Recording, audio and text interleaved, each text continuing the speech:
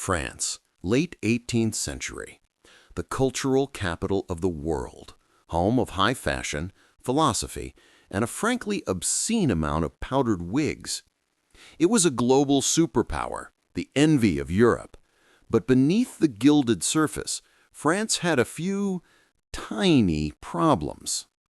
And by tiny problems, I mean the kind of problems that lead to a decade of screaming, chaos, and a national obsession with a brand new head-chopping machine.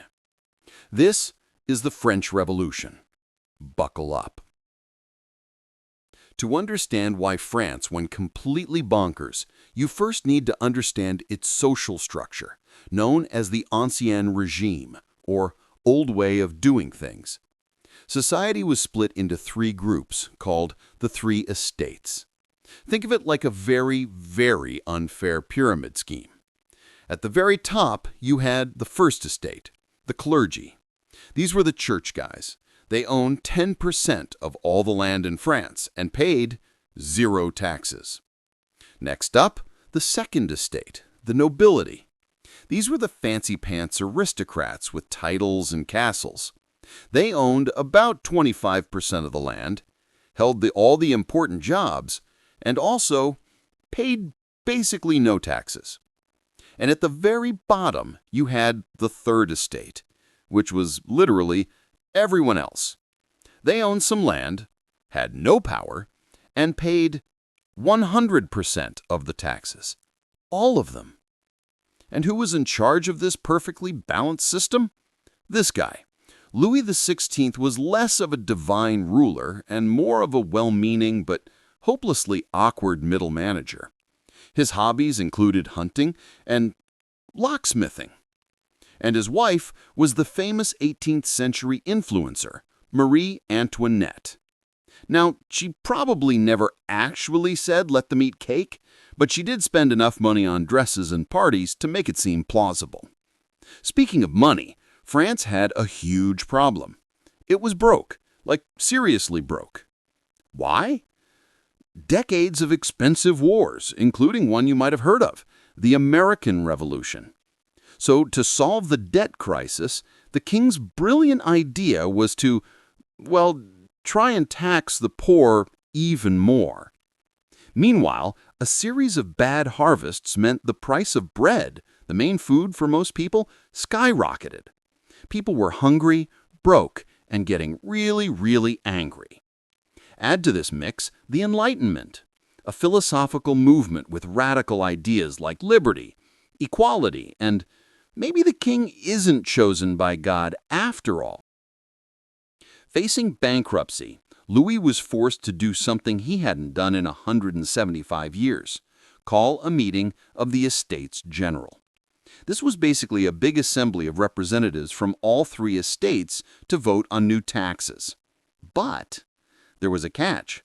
The voting system was super rigged. Each estate got one vote. One. So, when it came to a vote on should the rich be taxed, the first and second estates would vote nope, and the third estate would vote yes, please. The final score, 2-1. The rich win, every single time. The Third Estate was furious. They declared themselves the National Assembly, the true representatives of France, and demanded a fair vote. The king responded by, well, locking them out of the meeting hall. So they marched next door to a tennis court, because of course they did, and took the famous tennis court oath. They swore not to give up until they had written a new constitution for France. This was a direct challenge to the king's authority. News of this defiance spread through Paris, and the people were hyped. But they were also paranoid the king would send the army to crush them. They needed weapons, and they knew just where to find them. A big medieval fortress and prison in the middle of Paris, called the Bastille. On July 14, 1789, an angry mob stormed the Bastille. The fight was surprisingly short, mostly because the Bastille was barely defended and only held 7 prisoners. But that wasn't the point. It was a massive symbolic victory.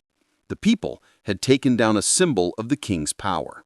The revolution had begun. The National Assembly got to work, and in August, they issued the Declaration of the Rights of Man and of the Citizen.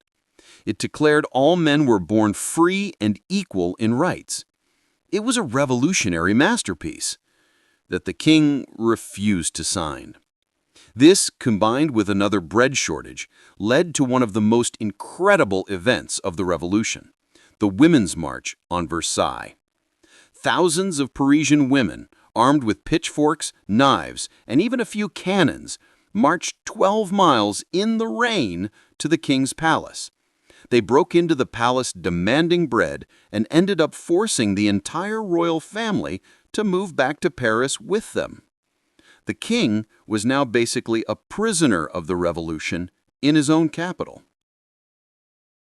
For a while, it seemed like a constitutional monarchy might work. But Louis and Marie had other plans. In June 1791, they tried to escape. Their secret escape involved a giant, slow, luxurious carriage and frequent stops. They were eventually recognized in the town of Varennes because the king's face was on all the money. This escape attempt was a PR disaster. The king was now seen as a traitor. The idea of a republic without any king started getting very popular. Meanwhile, the other kings in Europe were getting nervous. If revolution could happen in France, it could happen anywhere. So Austria and Prussia threatened to invade. France's response? You want to go? Let's go, and declared war on them first. The war went badly at first, feeding paranoia in Paris that secret enemies were plotting against the revolution from within. The public mood got darker, much, much darker. This is when the revolution takes a sharp turn into Crazy Town, led by a group called the Jacobins, and their leader, this guy. Robespierre was a lawyer and a true believer in the revolution's ideals. He believed that to create a perfect republic of virtue, you had to eliminate all its enemies. And to help with all that eliminating, the revolution embraced a new, high-tech solution for executions: the guillotine. First on the chopping block, King Louis XVI. In January 1793, he was executed for treason. 9 months later, Marie Antoinette followed. And with the king gone, Robespierre and his Committee of Public Safety took control. This is the beginning of the Reign of Terror. This was basically cancel culture on steroids with a much higher body count. You could be arrested and executed for anything: for complaining about the price of bread, for being not enthusiastic enough, for using monsieur instead of citizen.